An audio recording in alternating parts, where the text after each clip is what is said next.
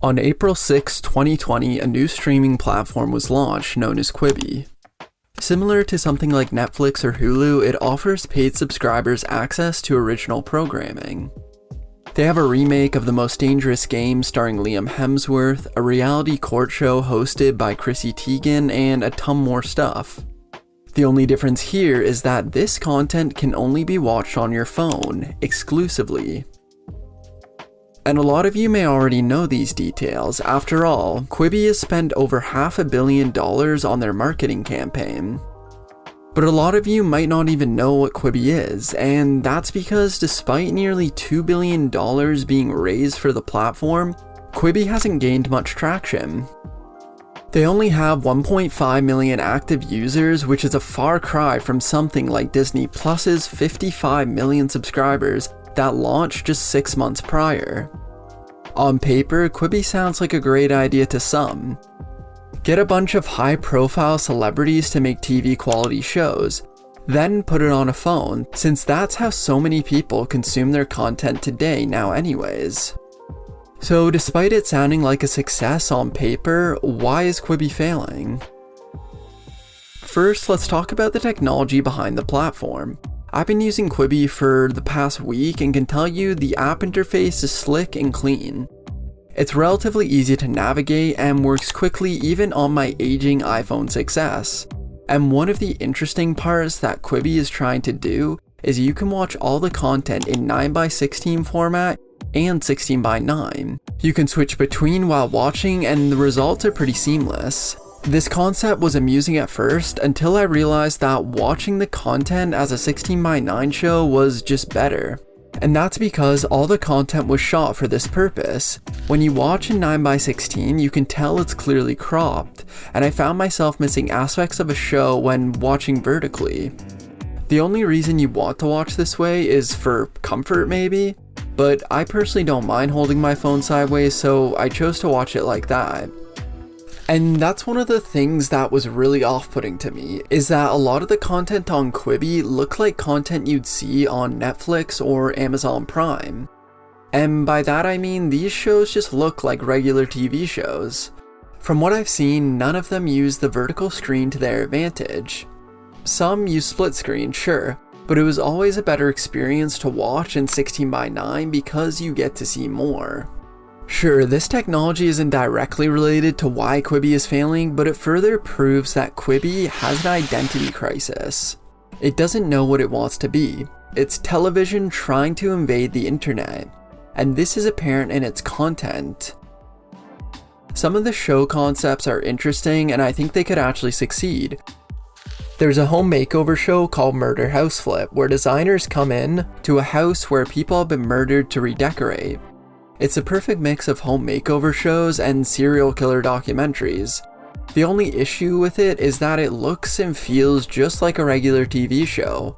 There's nothing unique about why it should be on your phone. And what's even a bigger issue with Quibi is the creators they choose to make their content. They have big name celebrities which, yes, sound good on paper and might even appeal to the demographic they want, but there's one massive issue with this. All the episodes on Quibi are under 10 minutes. And when you get people from traditional media trying to make short form content, it often feels incomplete and leaves you unsatisfied. Quibi could have approached people that have been mastering short form storytelling for over a decade, people like YouTubers.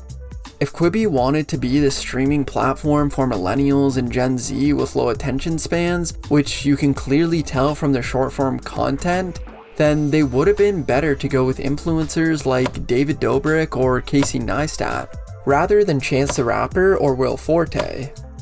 And it's no disrespect towards them, but they might not have a dedicated audience interested in their content the same way a YouTuber with over 10 million subscribers might. Plus, a YouTuber just knows how to make short form content. But at the end of the day, signing creators to $1 million budgets may not have saved Quibi regardless of the person.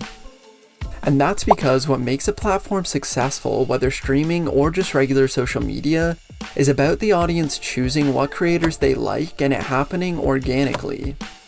You obviously see it on platforms like YouTube and TikTok where the audience chooses what creator gets popular or not.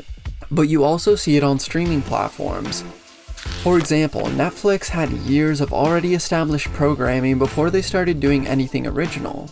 They noticed that a lot of their audience liked movies with Kevin Spacey in it, so they decided to make an entire series starring him. You see it with Disney Plus in that they already have an established library of loved franchises, so people gravitate towards that service. But Quibi started with all original content. Sure, you have some remakes of established franchises like Punk'd and The Most Dangerous Game, but the only similarity is their name, concept, and that's about it. Platforms are going to exceed on their content and the creators who make them, and if it doesn't happen organically, then it's going to be an extremely hard uphill battle. And it's hard to even attract people when you have to pay $4.99 a month for content with ads or $7.99 to watch without them. That's not that much different from a Netflix, Disney Plus, or any other streaming package that has content you already know and want to watch. Oh, and the reason I haven't really been showing too much of their content is due to one of Quibi's greatest flaws. You can't screenshot or screen record any of their content. And I get being worried about piracy, but shows are practically built off of memes and clips these days. Just look at something like Tiger King. If someone finds something funny or interesting, they should be able to share it on Twitter or Instagram to potentially become a viral meme. Luckily, they should be adding this feature in the future, but they've already lost so much not having this in from the start. So it's clear Quibi has definitely had a rough start. Will it succeed in the future? Well, that depends. In order for them to succeed, they need to figure out exactly what they are and who they're trying to cater to. Either go full internet or full TV. You can't have a mix in between. And if they don't figure this out soon, Quibi may just be another dead streaming platform. And real quick before the end of this video, I just want to give a shout out to everyone who has subscribed over the past week. Seriously, thanks so much guys, you have no idea how much I appreciate it and I'm honestly still in shock from it.